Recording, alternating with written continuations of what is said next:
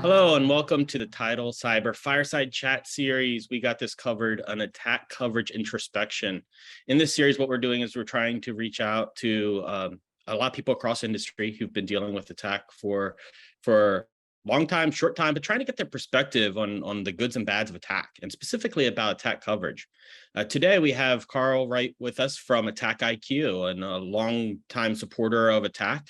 And we were just talking before we got on about how I was in opposite seats with him in prior webinars. So it's really great to have you, Carl. Why don't you introduce yourself and give a little bit about AttackIQ so that our audience has that to go by. Sure, absolutely. Thank you, Frank, and it is a real pleasure to be here. So my name is Carl Wright. I'm the Chief Commercial Officer here at AttackIQ. Don't let that title fool you, though. I come out of the EOD and spent a long time doing cyber defensive operations and support of the Marine Corps and some other folks. But I did move over to the dark side, so I am on the dark side now. But with that said, yeah, I mean, look, I'm a mission-centric individual, and so about 5 years ago, I joined AttackIQ, which focused, as Gartner would have it, a Tidal category of breach and attack simulation. We think that this market has evolved to be a lot more than that today. We like to use the word continuous security validation. And of course, we leverage the MITRE ATT&CK framework for over 5 years now in order to help teams and organizations exercise the security controls, people, and processes that they've put into place in order to validate their security posture and their cyber hygiene. No, I definitely appreciate that. And you guys have been long time supporters of attack, as I mentioned, right? You're part of the Center for Threat Informed Defense out of MITRE, trying to propel research forward on attack. You've got your academy. Can you give a little bit of insights about just like why did you start using it way back when, and a little bit of the history of how AttackIQ has leveraged it? Yeah, I think this is a good story for multiple reasons. I mean, when I first got to AttackIQ, we had a testing platform that had lots of capability and testing lots of different things. I mean, think of it like vulnerability management before CVE. You got lots of vulnerabilities, but you had no way to kind of organize and think about not just what you're going to do today, but what the output was. And so, back 5 years ago, AttackIQ was really failing to achieve any commercial adoption of the platform. And a lot of it, I think, had to do with the fact that 3,000 Python classes, what should I do today? How should I think about all these tests that are out there? And so for us, it was such an easy decision to pivot the company around MITRE ATT&CK. I mean, at the time, 5 years ago, I'd love to tell the story. I'd ask people from all over industries, have you heard of MITRE ATT&CK? And if one person out of 10 had heard of it 5 years ago, it was really a flat line in Google. But of course, today, everybody in the world knows of it, and that's why it's so important. But back then, it was basically a complication of all known adversary behavior, and mostly CTI teams were leveraging it to have that common lexicon to share things. And my idea was a little bit different. My idea was to extend the use of attack into, if you think about it, at the time, the security marketplace was 120 billion, right, give or take.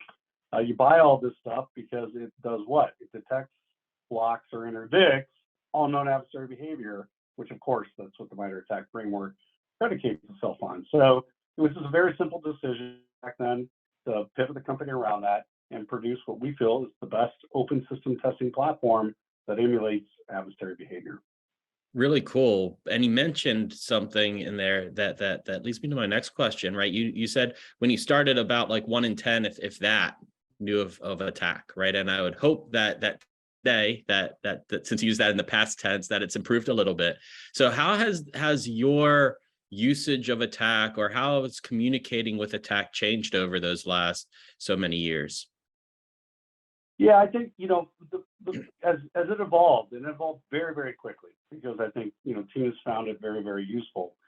There's two things that one thing that was good, one thing was bad. I mean, the good thing was that teams now had a common lexicon to think about why they're doing what they're doing on a daily basis, and to quantify in a much more cross-functional perspective, this thing we call threat-informed defense, which I think is transformative. And until attack, that was the natural evolution of attack.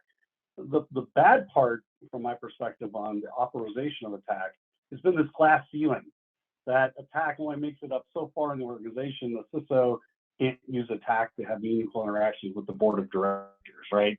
And so it's still very technical, and it has to be, and it absolutely should be. But I think the next kind of evolution I've really enjoyed is products, people, and tech processes evolving attack to use business language and describe it. That's a really interesting point, because you hear a lot today about like the challenges of attack in terms of accuracy, right? So when you implement a technique, how do you color it in green? Because there's multiple ways of implementing it. So you get a lot of pullback saying, hey, we need to go lower. But what you're talking about is actually going higher. That's a really interesting perspective. Do you also see the lower too as a thing, or is it that the how do you handle that dynamic? Yeah, we certainly come from a certain perspective. I mean, there's a vast amount of treasure being spent on a daily basis on cyber defensive operations all over the world. And, at the lower level, the technical level, we don't do management plan change very well in security. On the IT side of the house, they have processes like ITIL and ISO XYZ and all these things to manage configuration management, configuration control. Yet on the cybersecurity side, we don't really know how our detection logic works. We really don't know how all these things work. And so I do think that coverage of using attack to identify your coverage and the effectiveness of how you configure that coverage is going to be a big deal forever. It's one of the most important things technical teams can do. The output of that, though, is super important for management, because if I'm responsible as a CISO for running a program, a security program, the effectiveness or operational excellence of that program, I need to know that I bought the right things, that these things are filling gaps that known adversaries are potentially trying to take advantage of, right? And that I've deployed them effectively in order to have situational awareness and visibility of my cyber security posture, right? And chief security officers have to talk that way now. It's not, they're making budgetary decisions, and they need to measure the return on investment of those, if that makes sense. How are you finding that pickup of that understanding of attack coverage and how to utilize it smartly and motivate tests? Are you finding that that's an easier discussion these days, or is there still some growth to do there? No, I think the evolution has been phenomenal. And I think that, I'll give you a classic example. One of my absolute favorite projects in the center of threat-informed defense are these cloud stack mappings, right? Where we're mapping attack to defensive capabilities in GCP, AWS, and Azure. And the reason why I think that's important is because the pandemic has accelerated cloud adoption at such a high rate. It's probably one of the most single pivotal things that had technology-wise. But while, CISOs are buying E5 from Microsoft as an example, and getting all these Azure credits, and business units are taking advantage of those Azure credits, security's been left behind, during this. And when I take a look at I'm just picking out the Microsoft one as an example, a lot of CISOs didn't know that there's 48 discrete security controls in Azure. They had no idea. All of a sudden, MITRE ATT&CK comes out, CTIC comes out with a study that maps the 48 security controls in Azure to adversaries, right? And now I know if I'm a bank and I'm worried about Bin 7, that there's 16 security controls that can interdict an adversary in E5. What should I deploy first? What should I architect first? So now attack isn't just for CTI people or red team people or these people, but security architects are using it to make better decisions on how to inform, what they're going to do in Azure today, architecturally, as an example. Yeah, no, and I think that's a key point, right? And one of the things that's core to Tidal is trying to make it so that it's not just the elite CTI analyst that can leverage attack and threat-informed defense as a whole, but instead also help the practitioners, the analysts, the threat hunters, the architects, as you talk about, right? All these people need to be able to communicate in the threat, and so I'm very, very happy that you are taking part in and others are taking part in that Center for Threat Informed Defense research and other research. And that leads us into Tidal Cyber, right? One of the things that we're doing, and the reason why you're on the call today, is because Tidal's creating a product registry in our community edition, right? So you can come in for free, look around and see not only the information that Attack provides, but also the solutions that can address a given threat, right? And that implies both the defensive capabilities, but also the testing capabilities, and in your case, testing. And so I think that this goes without even answering, but I'll ask it anyway. So right, this is a big movement for us for trying to be transparent. You are doing a lot of stuff with the community and transparency in this area for threat informed defense. So wondering, was it that type of messaging that resonated with you and why you wanted to participate, or what was it that got you wanting to be part of what Tidal Cyber is doing? No, that's a great question, and I'm really excited about what you guys have done and where you're going from a company perspective. I can't tell you how many, our customer base is the Fortune 1000, Global 2000. That's our laser focus. It's people with kind of top quartile capability maturity models, right? That are thinking about purple teaming, thinking about a lot of, more advanced concepts.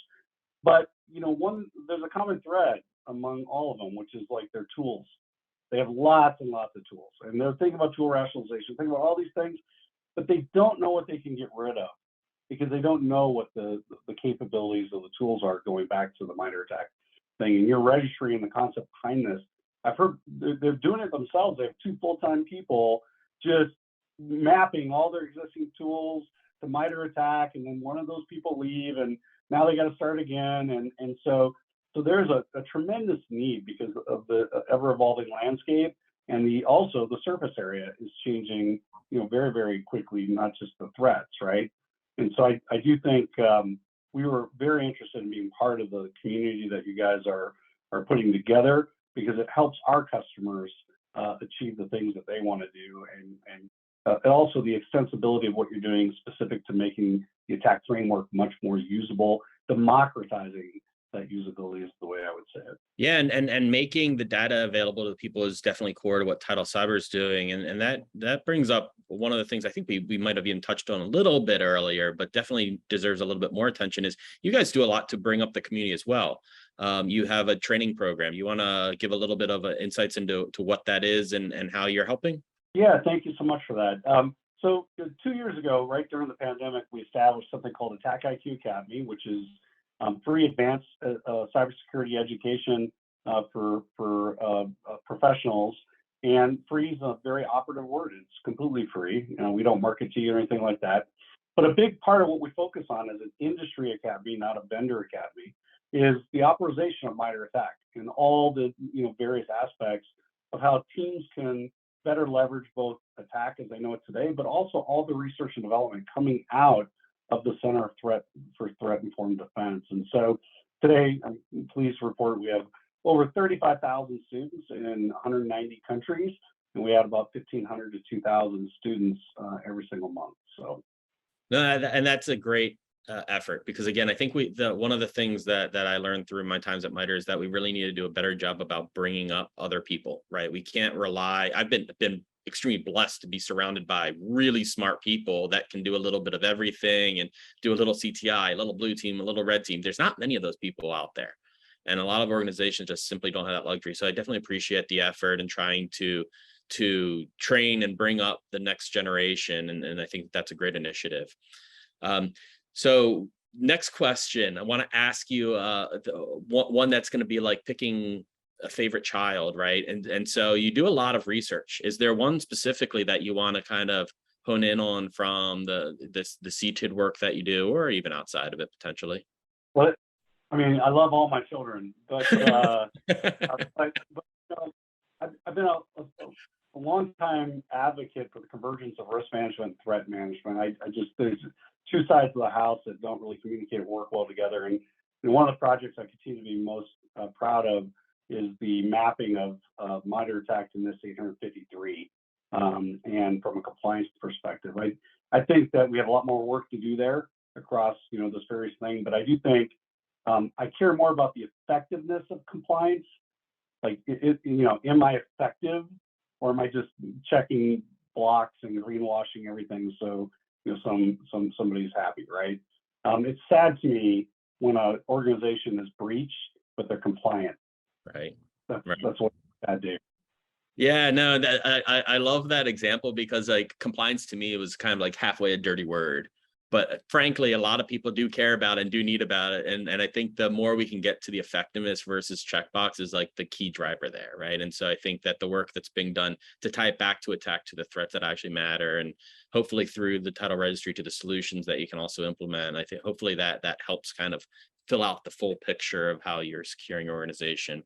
So with I that, agree, but yeah. also, it also, I'm sorry to interrupt. It also shows the extensibility of attack into business language, right? And I just think that's such an important linkage there. Absolutely, absolutely. We've got to go up. We also have to go down. And the more data points we can pull, and that's the beauty of attack, really, is it just is this glue, right? Because of how the threat is abstracted, we're able to pull that thread, and so it's great that's there. So one last question to write off. Just want to give you the opportunity. Do you have anything else that you kind of think of as particularly unique to attack through the lens of your lessons learned at AttackIQ? Is it something about your product's coverage? Is it some other lesson learned that you've gained over the time? But is there anything else that you want to talk about that we didn't get a chance to? Yeah, it's a good question. I think, one of the benefits of attack, I think, is how it's sourced. I mean, how the data is sourced and how it is updated and provided. From an AttackIQ perspective, I just strongly encourage everyone in the community to be a more active participant and be more engaged. We win as a team, and we're going to lose as individuals. And so I think it behooves us to work with great companies like Tidal Cyber. It behooves us to work with the Center for Threat Informed Defense. And I think that if we continue to come together as a community, we'll evolve state of the practice and the state of the art of attack and cyber defensive operations. Absolutely. And I love that Attack was able to bring myself working with AttackIQ way long ago, and doing a number of initiatives, and the community at large, right? Like Attack has done, it was a beautiful grassroots movement that just connected people because it resonated with so many. And so definitely echo that statement, and thank you to the Attack team for pushing it forward, and all those that contribute to it. Well, Carl, this has been great. I definitely appreciate AttackIQ support in the registry and being part of it. And I appreciate everybody that's listened today to learn a little bit more about Attack through the lens of people that have really used it a lot, especially with people like Carl. And so with that, we'll close out this session and tune in next time for the next one of these. I appreciate it. Thank you.